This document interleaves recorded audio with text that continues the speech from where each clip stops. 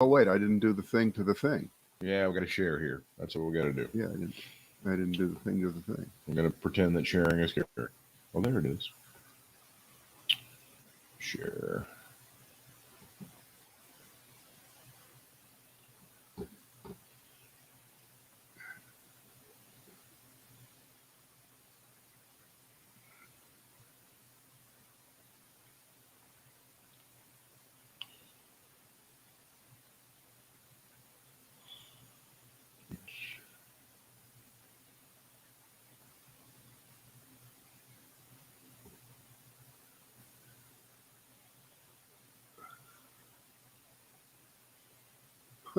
Looking good. Looking good in the neighborhood. But by the way, I can't remember. I heard an old interview. Oh, I know what it was. I think it was on Fresh Air. They ran an old interview with Ron Popeil, from 35 years ago. Right. Okay? And the guy's hilarious. He was hilarious. He was 100%. I mean, 100% fully aware of this whole thing about. Okay, he got it. Right. I don't know whether he said he was most proud of Mr. Microphone or it was unbelievable. It was just like you thought. I mean, there's a guy that sat around and thought of this shit, made millions of dollars off of it, and then all these years later, you can look back on it and go, well, the Pocket Fisherman rocked. Yeah, that was a great idea. I loved it. There's a really old interview of him on Letterman, like 83, 84. And they've got just the table full of shit, and they've got the Mr. Microphone, they've got the Pocket Fisherman, and Dave just brings them out and they kind of rip them open, and they do a Mr. Microphone test, and it's pretty good. And he's very glib, and he's like, I'm just making a shit ton of money over here. You can make fun of me all you want to. I don't give a fuck. And he's just sitting over there, and he would end up making he made a lot of money. But he was our generation's Elizabeth Holmes. There's no doubt about it. Oh, I don't know. Wait a minute. What did that mean? I don't know what that meant. That's fair. That's unfair to both parties. I got to be honest with you. That is unfair. It is the Brad and Britt cast, our last one for this week. So we've got a lot of things to pack in to this 45 minutes or so that we do this kind of thing. Now, something just happened to me within the last hour. And I'm in the middle of it right now. It's nothing bad, but I want you to make the call here on whether I made the right call or whether I didn't live up to what should be done now in America to get unvaccinated people vaccinated. All right. So doorbell rings and it's a guy. Yeah, he's a fairly normal-looking guy, and he's got a truck out on the street. And his shtick is he's one of these: I'll clean your house, I'll hose down your house, I'll get all the cobwebs, all the crap out of the windows, all that stuff. And before I say okay, we're striking up a conversation, and it somehow gets around to me asking him if he's vaccinated. Right. And he says no. And I asked him why, and we had about a half-hour conversation. It was a conversation. It was not a lecture. It was not none of this. And this guy's in his mid-40s. He's a fairly intelligent person, and he just doesn't want to make the wrong decision. He's afraid he's going to make the wrong decision, and of course you know. How you answer, of course, what the right decision. It doesn't matter what you say. This person is a skeptic, or it's the big corporations, it's the drug companies and government. I said, oh, so you're like a conspiracy theory guy? And he goes, no.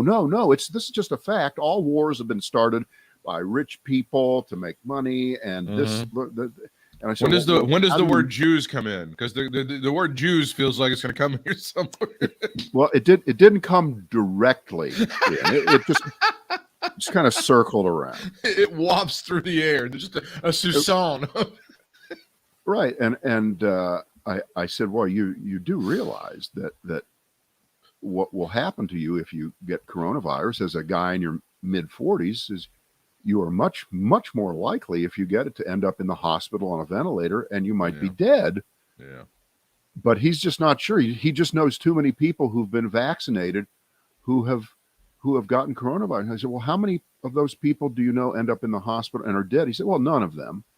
I said, well, that's kind of the point. That's kind of the point of the vaccine. And I understand that. I get that. I understand that. And so, of course, so nothing's changing his mind. And then well into this, way into it. And then he says, and I don't know whether I should say this because sometimes people think I'm a little crazy, but I think if I got vaccinated, it would be the mark of the beast. Did he literally say that? That literally came out of his mouth? Yes. So you understand you understand where that comes from. It's not just the Bible. It's not just the Bible. It's the very last book of what Christians consider to be the Bible. It's the New Testament. It's called the Book of the Revelation. And if you do read the Book of the Revelation, it is an acid trip. It was a dream, I think, that John the Baptist had, and there's all sorts of shit in it, and that's one of the things that's in there. And it's open to massive interpretation, and people, everything is the mark of the beast. It's been that way for a long time. So this is where we are. Anyway, I've long before that agreed to have him do the job. Yeah. Because he quoted me a very good price. Yeah. It was very fair, and he's going to do my driveway and all this other stuff. Very good. And he said, business has really gone down. I have to go out now and kind of beat the bushes. Yeah. And during the pandemic, at the height of the pandemic, my phone was ringing off the hook and the rest. And anyway, he's coming back probably as we're speaking. Might be outside doing the job, and then I'll pay him when we get done here. And I told Jane, and she, of course, immediately was mad at me. She says, you shouldn't have hired him. He's not back. You should have told him. You should come back when you're vaccinated, and I'll let you do the job. And I said, well, I guess technically you're right. But I said, well, I had a conversation with him. And now, did I convince him? Yeah, but see, Kevin McCarthy would say you're being mean to him, and you're making it more likely so he won't get it. You can't pressure people with this stuff. No. This wasn't well, the pressure move would have been to say, no vaccine, right? No job. Just like in corporate America, where employers are now saying no vaccine, no job. If you get when he comes back next time, you'll be like, well, I'm sorry, I got to go. Me and the other Jews are planning the next war. I'll hang on a second. I'll be right back, and then I can. We've got the conference call today, and we're planning the next war. I like to think I kind of took the high road here. You did. I think you did, which is rare, which is unusual. But I know, and I swear, I promise I'll never do it again. Don't do that again. I will never do that again. But then on the other, did I feed the beast and allow this guy to make a couple $100 off of? I don't think that's the actual truth, but you could make that argument. I guess if he had that happen to him 20 times in a row, he might rethink things, but I doubt that. I don't know. But now I will say to him after we're done, I would like you to send me a picture. Take a picture of that card after you get vaccinated. Because I did say to him, you know what's going to happen? I said to him with Greg, I said, you are going to get, I just know you are going to get vaccinated. It's a soft sell. See, I like that. That's good. I did. And I said to him, you know what happens right after you get vaccinated? You go, whoa, this was nothing. Wow, this is a pretty good thing. I know you don't think that, but you'll feel that way the way the rest of us have for the last year or so that have done it. And I had a class one time in college. This is what you just did. I had a class in college, and it's by the teacher was a person that who's locally a television personality, been around for a long time, and he was describing TV news as this. It's like you can't just it's like food. You can't just shove the food. The viewer is like a baby, and you have to do like when you're doing the baby and you're feeding the baby, when you do the thing with the spoon, like chugga chugga chugga chugga chugga chugga, or you do the thing where you're feeding the kid and you do the circles and you put the little carrots and stuff in their mouth. That's what you just did to that guy.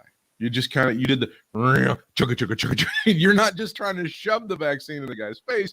You're being a little cute with it, and I think that was a much more effective approach. But then you got a beautiful thing going on at your house. You got good cop, bad cop. If that's not working, you bring in your closer. You go, here, Doc, you come in here and you start banging on this guy to go hey, come on, Jane, go kick this guy's ass for a little bit. But see, that's the point. These people are way past that. Okay. Yeah, I don't know.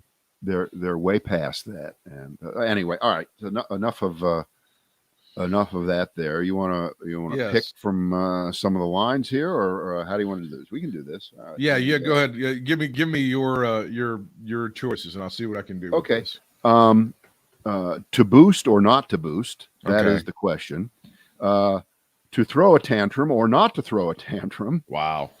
Flamingo Road, South Carolina, or romancing the Roger Stone, or bonus, what the hell is the matter with UNC? Geez, I don't know if we're going to get to all. That's like five. That's like five different ones. Let's do the Flamingo Road, South Carolina, because this is one of those things that's starting to capture the imagination of a nation and breaking out of just the people who are wringing their hands. This is a very interesting story. Yeah. So that Murdaugh guy, yeah, he turned himself in today. The guy who had himself set up as the victim of a hit job, and boy, you talk about America can't do anything right anymore. If you can't hire someone to successfully kill you, I mean, what's going on here? Are we still using Craigslist for that, or is there a modern alternative to that? Because I feel like Craigslist is so 2007, but I guess people are still using it. This is Hampton County, South Carolina. So Hampton County is one of the counties that's on the border with Georgia, and it looks like it's about 50 miles north of Savannah, Hilton Head, just right up the border there. So it's what we call in the middle of fucking nowhere, South Carolina, which is much of South Carolina. But wow, and the weird part, and by the way, the books, the miniseries, the HLN crime. I mean, this one's going to go on forever. This could push Casey Anthony. This could push Ted Bundy. This might push them all. See, they're off to the side for a couple of years. This feels like in the late, to me, it feels like the late 70s, early 80s when I was a kid. America was manufacturing a lot of this shit. This feels like very like Fatal Vision and crap like that. And we were really and there was books and, like you said, miniseries and stuff like that. And to me, it's not been as much lately. Maybe I'm just not paying attention, or there's just so much crap that's whizzing by. And now, like you said, this thing is like it's going to be its own cottage industry for a while, right? Right. So this guy, this lawyer, from a prominent family in South Carolina, he wanted to be killed because he had a $10 million life insurance policy on himself, and these life insurance policies, I guess most of them have suicide clauses in them. You're not allowed to kill yourself. Yeah, you can't pay on those. Although, I always thought that there was a time element to that. Like within the first year or two, you can't commit. But after that, all bets are off. Good. But that was so that someone in a difficult situation wouldn't immediately run out, buy life insurance, and then knock themselves off. Yeah, you need to think about it for a couple of years before you do it. Okay, then we'll pay the policy. I think that's true. So you have this guy's wife and son who are dead. You have the housekeeper. You have another teenager that they're investigating on, and this family, they're like 90 years of being the head prosecutor in this county. So it's a family business. So there's 12 levels of weird But then there's he's also like embezzled from the law firm that he worked for. There's that element has been thrown in as well, and he resigned. So there's like a whole barrel of shit here. Netflix is probably just dying to throw cash at somebody to get this story and do about 3-4 parts on this thing. So yeah, it looks pretty good.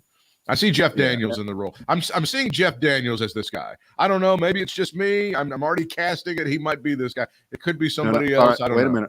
Wait a minute. I've got, and you've seen what this guy looks like. He's a dumpy little guy with. Okay, you ready?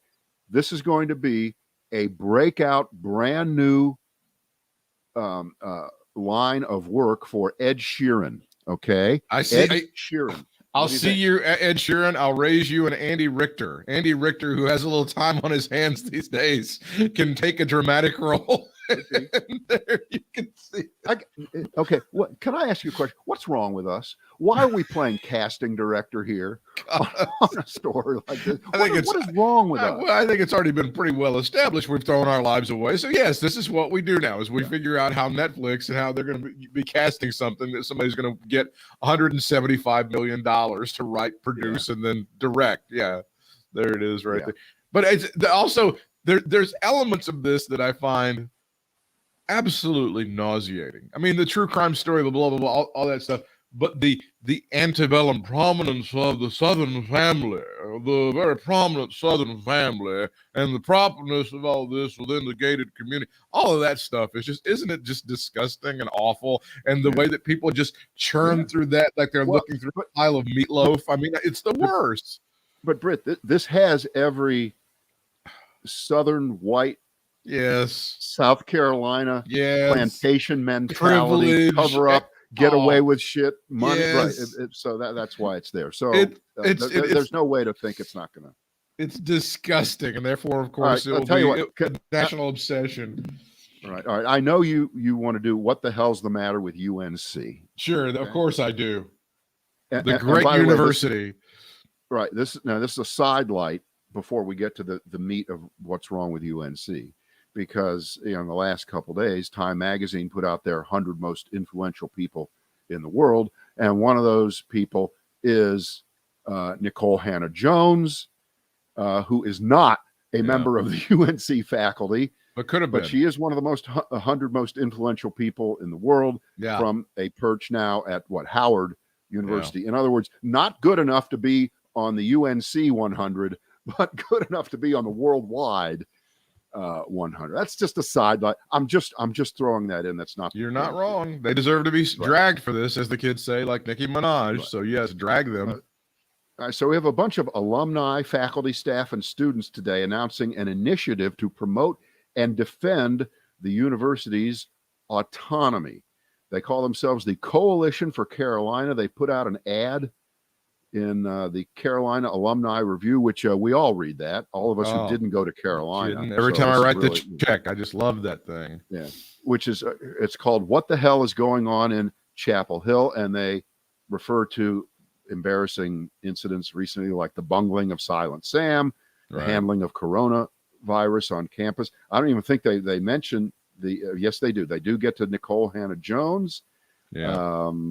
So it's thing after thing after thing. The building of that awful Target right on Franklin Street. Did they get that? Is that in there too? That's just gaudy as shit. I don't know. Goes without saying. That was horrible. Everybody knows we wanted a Walmart, not a Target. So this is my question from the standpoint of usually when people do this, it's a problem that goes way beyond just public relations, or if we just told you that we have a problem, then the problems would be addressed. In other words, it's reputational damage that can't be undone. But even worse than that is you put an announcement of who and what you are in the Carolina Alumni Review. So could there be a more insular group of people reading about what's wrong with them? So no, it's not just from within, it is from without, because remember, the University of North Carolina is subject to a lot of outside political pressure. It isn't all from within. It's, I hate to go back to the same old song, it's the fucking Republicans in this state who are helping to ruin it. They're really helping to screw it up. If we want to get down, if we want to drill down to it, yeah, that is really the problem. And of course, they're not talking about this, I don't think, in this ad, because they know if they politicize it at this level, at the opening salvo point of where they're announcing that they just want to know what the hell is going on. Exactly.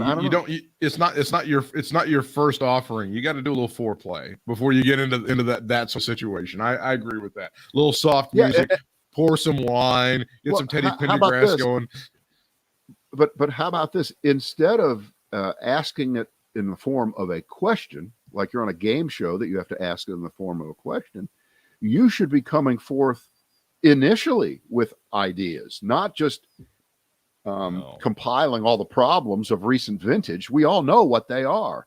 We all read, we all pay attention, we're all here, we all see them. They all make the national news at this point. But that's always the situation. Is like you have all these people that have lots of bitching and stuff, but they never seem to have a solution. It's very similar to the supposed liberal media. The liberal media over the past 6 weeks or so going, there must have been a better way to do Afghanistan. There must have been a better way to withdraw. But nobody seems to have that solution. Nobody seems to present, hey, we could have done this and such and then this and that, and it would have gone that much better. But you're just hand-wringing and go, there must have been a better way. Right. And the answer to that question is there were a lot of worse ways. Yes. And one of the worst ways was apparently, I think this is in the new Woodward Costa book, that Trump wanted to do the equivalent of, all right, so there are a lot of ways to make coffee, right? Yeah. The drip method, all that stuff. Correct. Drip, there's slow brew, there's this, and then there's instant coffee, right? Instant coffee usually is the shittiest tasting coffee. It just is, because it's processed in a way so that it becomes coffee in 1/10 of a second after hot. Trump apparently really did want to do an instant withdrawal. He thought that, shock and awe in reverse, that would be the way. And they stopped him. That was one of the things that he was stopped from doing. There it is. There's the headline. Secret memo ordering withdrawal from Afghanistan blindsided national security. So you are right to say that the Afghanistan withdrawal, as it happened a few weeks ago, was not the smoothest operation in the world. Although, again, as you start to look back and you go, well, you can say this and we can say this. I'm on a podcast and I'm not being grilled in front of the Congress on national TV. Quote unquote, only 12 of our best were killed. It's a terrible thing to say, but it's true. But no one seemed to have a solution. Now that you've brought up this particular thing, I'm going to pause your list for a while and talk about General Milley and I'll show the Fox News headline because this is the most obnoxious one. Trump acting Defense Secretary Miller says he did not authorize Milley China call, says he should resign. Now, there's been a lot of obnoxious questioning of folks from the Pentagon. Oh, should this man be he should be tried for treason? Should he be fired? Should he be brought up on charges? Should he be hung from his toenails? I'm going to try to remind you of something. You've seen the story? Who is this Trump acting Defense Secretary Miller? Do you remember this gentleman? Because there were a ton of different ones. Yeah, well, if I recall correctly,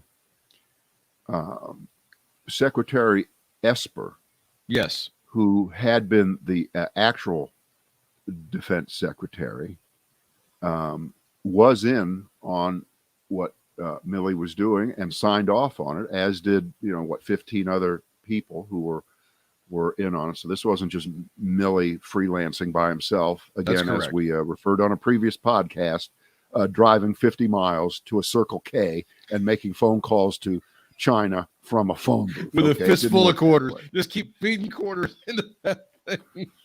So I want to... Right. So Esper, right? I can't remember. Esper, did Trump fire Esper? Did he just say, I don't want to be a part of this shit anime? But this Miller was a complete hack. This guy was one of the most incompetent. Correct. He was one of these people that the memory is not perfect. No one's memory is perfect on this, but I do know there was a point in time where we were all saying that people are going to jump ship right now, and Trump's going to put worse hack people in there who will do his bidding for him. Yeah, they absolutely do. Is just like when William Barr dropped out as the attorney general, who he was a hack, but he reached his limit. And after him, there was a couple of hacks, right? So one did the right thing, the other did the yeah. So Chris Miller, who proudly served this country, was the acting Secretary of Defense from November the 9th of 2020 until January the 20th of 2021. That is a period of time that covers approximately 10 weeks. I've got shit in my refrigerator that's been in my refrigerator longer than this man served as acting Secretary of Defense. That's number one.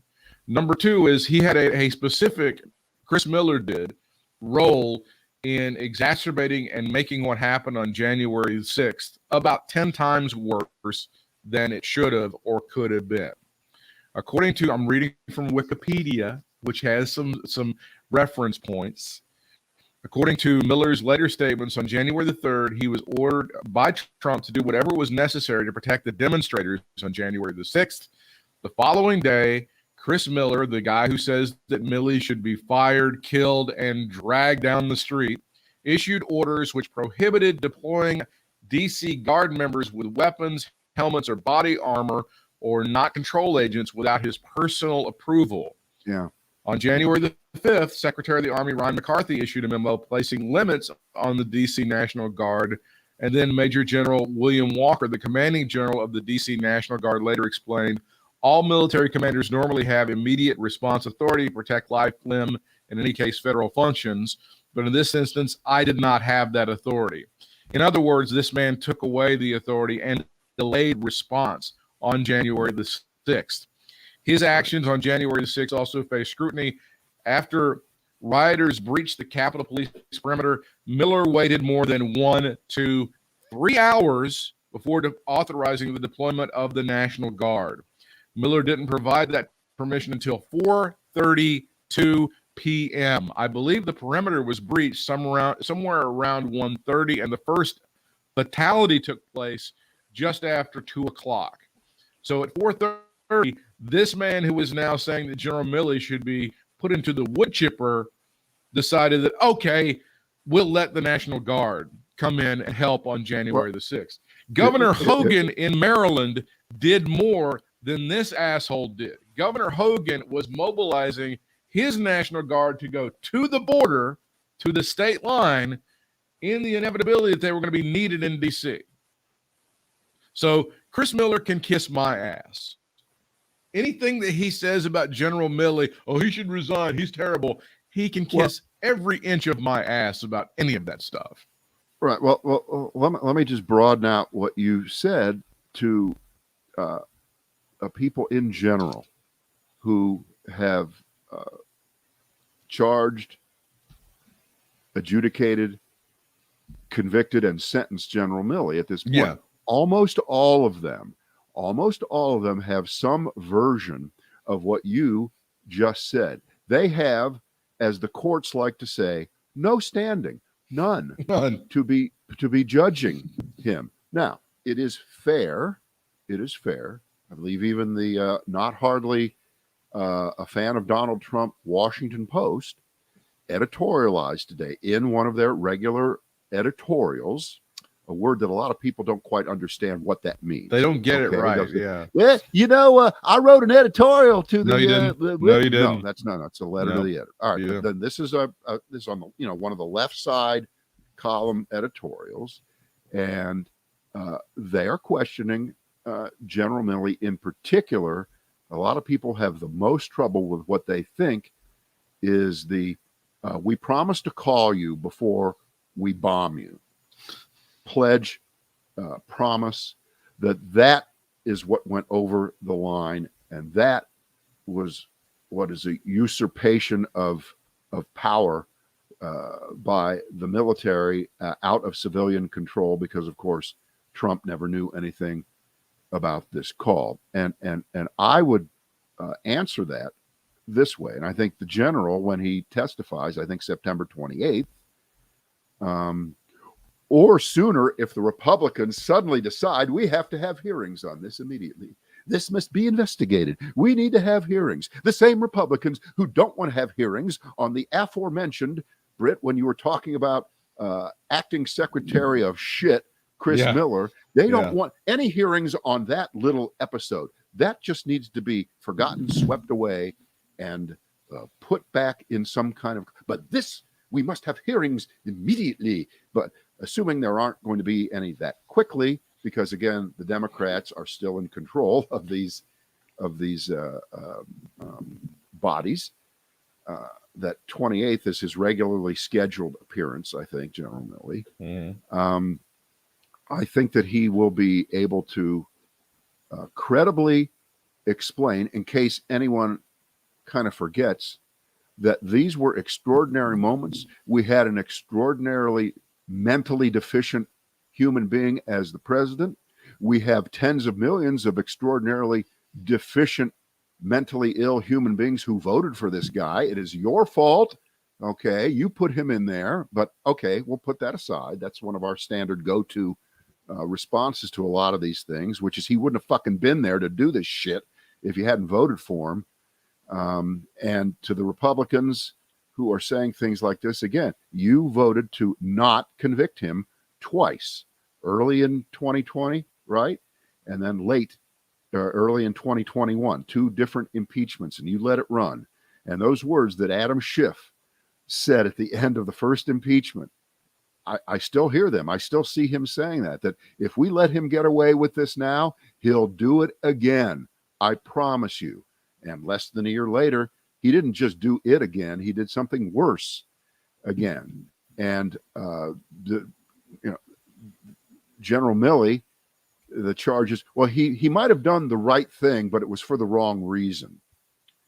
Okay. It was good that he did what he did, but it was wrong that he did it the way he did it. Now, does anybody really think, and remember what was going on? The Chinese at that time, and he knew this, they were very nervous. All that was being written about in the Chinese press and in Hong Kong and where they pay close attention to this, were things that were going on in the United States that were making the whole world uncomfortable. What's going on with America? What's going on with this? Is this country falling apart? Or who's in control there? Do they know what they're doing? And so you're the chairman of the Joint Chiefs of Staff. You see this, and you are dealing with Trump probably on a daily basis. You're seeing the ruminations of a madman, and all he's doing is running around to campaign stop after campaign stop going, China virus. He's blaming China for that. He's whipping it up. And the lead story in a lot of people's heads was, is he going to create an international situation, an armed conflict, maybe even nuclear, before the election, thinking, and see, this is what's even crazier. And he may have thought this right before the election and he didn't do it. And then as we were leading up to January 6th, he might have thought about it. And then maybe January 18th, 2 days before he was about to leave office, he was thinking about this, that if he started a nuclear war with China because of, well, we have to get, we know that they did the virus.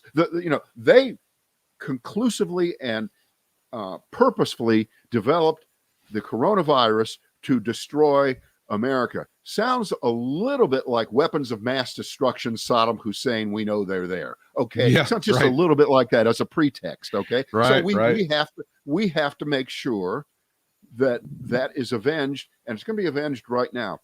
But what in Donald Trump's mind, and I'm going to take this 7 more levels of crazy, what would make him think that the country would rally around him, that this would be a moment where, yeah, we showed them. This is what we want. We want a nuclear war. Yeah, that'll show them. Is it possible that he was actually thinking that he was going to get some kind of waiver on leaving office, middle of January, because he just dropped a nuke on China? And of course, as you know, they would never retaliate. As you know, they would just sit there and say, thank you very much. Can I have another, sir? Can you? Yeah. That's so bad. We just got so now go back to General Milley. He's there. Yeah. He's seeing all this going on. So what does he do? I consider this the equivalent of you're in the kitchen. You are in the kitchen. You're standing 20 feet away from a pot of water that you turned on high. Okay. And you're watching the pot and it's starting to boil. It's starting to boil. You have got to figure out a way to get over to that stove to turn the temperature down. You got to do it, or you're going to get a flood and the world's your stove. And I believe that's what he did. And that is what he did. And extraordinary times call for extraordinary measures. And he did not orchestrate a military coup.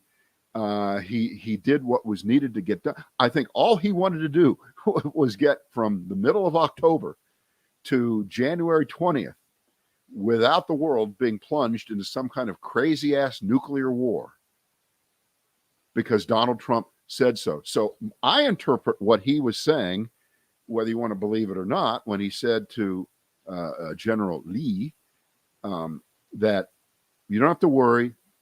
Democracy is a messy thing. Shit happens, but we're in control. The country is not falling apart. And we're not launching any nuclear warheads. And if we did, we'd tell you about it. I think implicit in that is the knowledge that that doesn't mean that if there wasn't a real reason, a true reason to go to war with China on December 14th, and the order was given by a president not out of his mind to do that, that he wouldn't have executed that order and that he wouldn't have necessarily gone on Twitter and made a phone call from the phone booth 50 miles from Washington to tell. I think we can assume that the general would fulfill a lawfully given order at that time. But there's also some reports that he actually did run this up the chain of command, and they did approve him getting on the phone with the Chinese guys. So Miller again is being completely, and he was the one that signed off on it. So I'm tired of hearing this criticism. I think that Milley did the right thing, and I think eventually he's going to be vindicated for all of this stuff. Now, there's also another part of this where Politico had a story saying that I think the Pentagon and some folks are saying, well, it's been really overstated what happened on those phone calls, and it's been hyperbolicized, if you will. Meanwhile, Woodward and Costa say, we're going to stick by our reporting.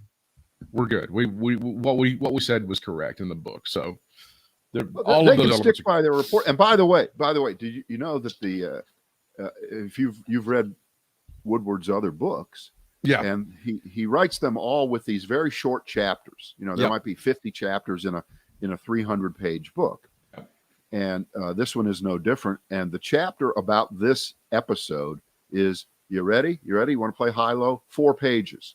Okay. Mm-hmm. There's not that much to it. It is hardly the whole story here. It's almost like an anecdote. Mm-hmm. And to me, it's just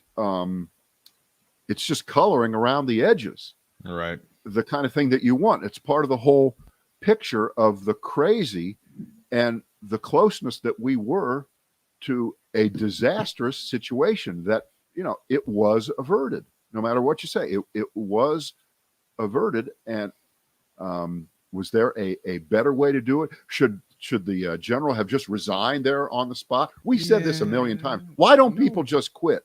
And I guess you could make that argument, but as we know, just from a hack like Chris Miller getting in there, who knows who Trump would have made the head of the Joint Chiefs of Staff at that moment. Is Sergeant Carter available? Gomer Pye? I mean, that's who he would have found. You know who he would have found? That crazy fucking Gallagher guy, the guy who murdered those people in Afghanistan and got off. Remember that guy? Yeah, that's the guy. Yeah, that would be right. Guy. Who absolutely should be in prison the rest of his life. Who all the people who were serving alongside, they testified that he tortured and murdered children, and there in Afghanistan. That's the kind of guy. Because remember, Trump had already had him at a few rallies. He was already his boy, right? Right. He was already. I mean, he pardoned him, right? Isn't he a pardon? He did. He pardoned him. Yeah. So he could have been the Joint Chiefs of Staff guy, and then they could have really gotten gotten down to some business in starting a war if Milley would have resigned. Let's get down to business with your list. To boost or not to boost. Let's get to that story before we get out of here and close out our week. Because that is the big story. Yeah. Well, this actually kind of goes back to what we were talking about at the beginning of the Brad and Britt cast, and it's a piece in the Wall Street Journal about people losing their minds everywhere, all the time, over everything. And not just the wonderful video you see of people on airplanes going crazy. That video of the guy last week who's sitting there like a 3-year-old screaming, "Joe Biden, Joe Biden, Joe Biden." Yeah. What the hell was that? I don't know. What was that all about? And it's not a long story, but it starts out with a story of a guy in a Winn-Dixie, and he's in line, and a guy is standing a little bit too close to him. And the guy's name is John Dodonna. He asked the guy would you please take a step back? The other guy steps closer to him. He doesn't only not step back, but he gets closer. Okay. Jeez. Mr. Dodonna says he snapped. "Do you love me that much?" The other person then argued back. Mr. Dodonna retorted with a sprinkling of 4-letter words. "Afterwards, I was mortified." All right. So on and on it goes. There's a million of these stories in the naked country. Yeah, you see, people, there was a show called The Naked City once. It was in black and white. It was it was back when there actually was Winn-Dixies. I can't believe they still exist. That's interesting. Yeah. And of course the headline is "Adults are throwing tantrums in restaurants, planes, and at home. Blame the pandemic." No. I don't think you get to do that. No, you don't. It's not. I don't think you get to do that. COVID turned, what is it they say? Hardships in life reveal people's true character. Like, things are going to happen in life that suck, but it's not the fault of the thing. It's your fault. It's not the fault of the virus, which can't even be seen. You're being an asshole. The virus isn't being an asshole. The virus is doing what viruses do. If you commit a crime, if you shoot somebody after 2 hours of drinking, okay, well, you're number one, you're probably in South Carolina. Oh yeah, sure. It's Jim Beam's fault. Right, and when you're in court, saying that you were drinking does not get you off the hook. It's not an acceptable excuse. We can't cross-examine Jack Daniels. We just can't. We can't put him on the stand. And sorry, this is the headline. Moderna says a study showing falling COVID-19 immunity over time needed for boosters, even though most breakthrough infections were not severe. The FDA is currently looking over the data as they try to officially, or it seems like they're headed in the direction of officially approving those third shots or second shots for you Johnson & Johnson folks coming up this fall. And then there are lots of stories saying there are people who are impatient and they're like, "Fuck it, I'm going to get my third shot anyway. I don't give a shit what the FDA says." So that's happening as well. America, again, is divided between people who won't go out and get the first shot and people who can't wait to get their third. That is basically what America is right now, right? Yeah. Well, they're stumbling into the third shot thing, and I think what's going to happen is they are going to issue the first permission slip officially for people like me, 65 and older, or people with compromised immune system situations, and then it'll filter back down and it'll be taken care of. They do seem to be dithering, but the information is a little bit conflicted. But I think, again, this is like General Milley and Donald Trump. Okay, could General Milley absolutely positively say, as a psychiatric medical professional, that Donald Trump was crazy and mentally unfitted? No, he couldn't. But he decided to make sure that whatever was going on, that it wasn't going to wreck everything. And I think with the third shot, we're kind of seeing the same thing. Yes, there's a little bit of conflicting information, but to quote an old dead comedian, Jackie Mason, who never actually said this, but I wanted to do the accent, "It wouldn't hoit." Okay. It wouldn't hoit. It wouldn't hoit, right? So that's what all of us are thinking. We're all thinking that. If I can, and we're all going to end up getting third and probably fourth and fifth and 10th shots years because it's just not going to go away. And there's going to be mutations even beyond the Delta variant, obviously. Right. So, you got to keep shooting up. You got to keep shooting up. But let me just close with this laid on top of that. Because as you know, on my phone, I get my news notifications from about 8 different things. And I get the Fox News notifications. And we've talked about this before. They are absolutely shameless in framing information intentionally, deceptively, usually wrong, to try to get you to click. And on this story that we have just been talking about, which is essentially that if you got the vaccine initially, you're one of the early people 9-10 months ago, maybe more, the ability of the vaccines to fend off getting the virus is diminished a little bit, but it's still fairly effective in keeping the worst symptoms from reoccurring, but it's diminishing over time. It's just happening. That's just a fact, right? Mm-hmm. Mm-hmm. So how does Fox headline that story? You ready? Here's how they do it. Here it says this: Moderna analysis, those vaccinated last year twice more likely to contract COVID-19. In other words, if you got it last year, you're doubly fucked. You are. And why did you get it last year? What is wrong with you? Yeah, is there something wrong with how you? How dumb are you? They twisted it around because obviously people who got the Moderna vaccine or J&J or Pfizer last year, which remember, that's now 10 months ago, are maybe half as covered, not twice as likely. You don't say twice as likely unless you're just trying to make it seem as if, well, I guess the vaccines don't work. Why would I even get one?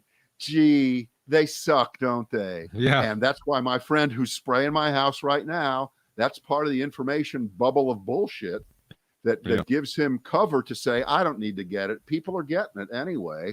They've got the vaccine and they're still getting it. And look at this. Those vaccinated land, they're twice more likely to contract COVID-19. As who? As who? Right. No, how about still 1/50th as likely to contract COVID-19 as people who haven't been vaccinated? But they don't headline it that way because that's not how they play the game. And when you combine that with that news that is not an argument, not a discussion, that the people who work at Fox are vaccinated to the tune of 90% of them. That's right. And the rules at that company are more stringent than what the Biden administration has suggested for corporate America. Yet the three amigos at 8, 9, and 10 o'clock, Tucker Carlson, Hannity, and Laura Ingraham, are lying and fudging and full of shit. I guess if there's 10% who haven't been back, no, they're part of the 90%. Mm. And so it's really, really sordid. It's really, really sordid. And if you haven't been vaccinated and we haven't been able to talk you into it, you're not watching us or listening to us anyway. So I'm not going to worry about it. I can't worry about it. It's not our people. It's not our people. Sorry. Not our people. Not our people. All right. Thank you, everyone. We'll reconvene on Monday. Have a great week.